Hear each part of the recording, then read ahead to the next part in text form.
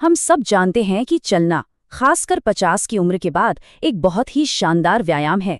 अरे, डॉक्टर्स भी तो यही कहते हैं।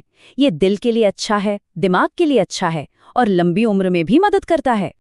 लेकिन एक सवाल है, क्या रोज की ये सैर वाकई में मदद कर रही है या कहीं अनजाने में नुकसान तो नहीं पहुंचा रही? आज हम इसी गुत्थी को सुलझाएंगे, क्योंकि देखिए, सिर्फ चलना ही काफी नहीं है, कैसे चल रहे हैं ये भी उतना ही जरूरी है। कुछ छोटी छोटी गलतियां हैं जो चुपके से सारे फायदों पर पानी फेर सकती हैं।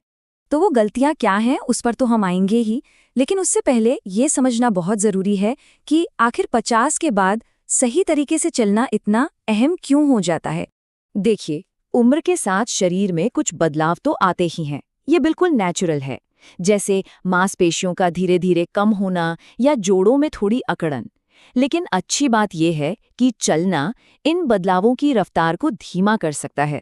ये एक बहुत पावरफुल टूल है, पर शर्त बस इतनी है कि इसे सही ढंग से किया जाए। तो चलिए शुरू करते हैं अपनी सैर को एक अपग्रेड देना। सबसे पहले बात करते हैं हमारे शरीर की, हमारे फॉर्म की, उन छोटी छोटी गलतियों की जो अक्सर चलते वक्त हो जाती हैं। जरा यहाँ देखिए, एक तरफ है गलत पोस्चर, जिसमें सिर आगे झुका है, कंधे झुके हुए हैं। इसका नतीजा गर्दन में दर्द और सांस लेने में भी तकलीफ। और दूसरी तरफ है बिल्कुल सही पोस्चर, और जानते हैं, इसे ठीक करना बहुत आसान है। बस इतना सोचिए कि कोई अदृश्य धागा आपके सिर को धीरे से, बिल्कुल धीरे से आसमान की तरफ खींच रहा है। बस। अच्छा, अब हाथों के बारे में बात करते हैं। अक्सर हम चलते वक्त अपने हाथों पर ध्यान ही नहीं देते, वो बस साथ लटके रहते हैं या अकड़े हुए होते हैं। लेकिन जब हम उन्हें स्वाभाविक रूप से आगे पीछे हिलाते हैं ना, तो इससे न सिर्फ बैलेंस अच्छा होता है, बल्कि शरीर की ज्यादा मांसपेशियां भी काम करती हैं और ब्लड सर्कुलेशन भी बेहतर होता है। और एक गलती जो आजकल बहुत ही आम हो गई है, वो है चलते वक्त फोन में लगे रहना। इसके तो दो बड़े नुकसान हैं। पहला तो ये कि गर्दन लगातार झुकी रहती है, जिसे टेक नेक भी कहते हैं। और दूसरा, हमारा ध्यान पूरी तरह से फोन में होता है, आसपास क्या हो रहा है पता ही नहीं चलता, जिससे गिरने का खतरा भी बढ़ जाता है। तो ये तो हुई शरीर और पोस्चर की बात। अब आते हैं दूसरे अपग्रेड पर, जो है हमारी आदतों से जुड़ा, यानी हमारा रूटीन, हमारे जूते और हमारी सोच। एक बात बताइए, क्या सैर पर निकलते ही फौरन तेज चलना शुरू कर देते हैं? अगर हाँ, तो ये एक बहुत बड़ी गलती है। हमारे शरीर को तैयार होने के लिए थोड़ा वक्त चाहिए। बस 3 से 5 मिनट का एक छोटा सा वार्म अप, ये हमारी मांसपेशियों, जोड़ों और दिल को आगे की सैर के लिए तैयार कर देता है। हमारे जूते, ये भी बहुत बड़ी भूमिका निभाते हैं। सोचिए, पुराने या गलत फिटिंग वाले जूते हमारे घुटनों, कूल्हों और यहाँ तक कि कमर पर कितना ज्यादा दबाव डालते हैं। तो जूते खरीदते वक्त हमेशा 3 चीजें देखिए: अच्छी कुशनिंग हो, आर्च को सही सपोर्ट मिले और सोल फ्लेक्सिबल हो।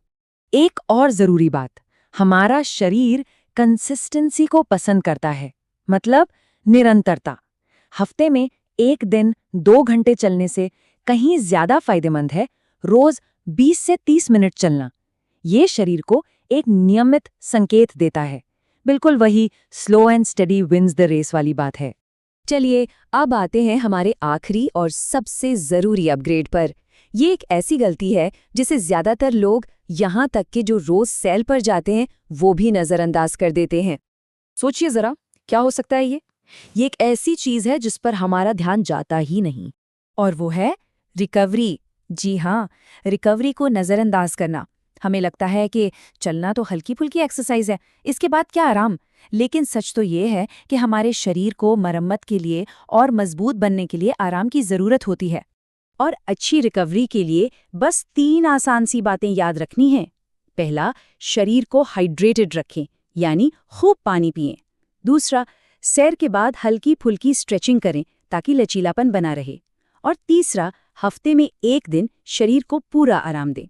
यकीन मानिए, ये छोटी छोटी आदतें लंबे समय में बहुत बड़ा फर्क लाएंगी। तो अब हम जानते हैं कि अपनी सैर को और बेहतर कैसे बनाना है।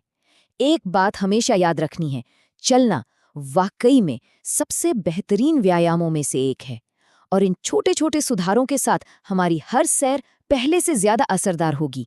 ये बात इस सोच को कितने अच्छे से बताती है ना, कि असल मकसद तेज चलना या किसी से मुकाबला करना नहीं है, मकसद है एक ऐसी अच्छी आदत बनाना जो सालों साल हमारे स्वास्थ्य का ख्याल रखे।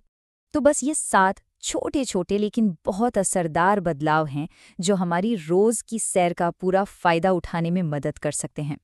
तो आप सोचने वाली बात यह है कि अपनी अगली सैर पर इनमें से कौन सा एक छोटा बदलाव हम अपनी आदत में शामिल करने वाले हैं। चलिए आज से ही शुरुआत करते हैं और इस बदलाव को महसूस करते हैं।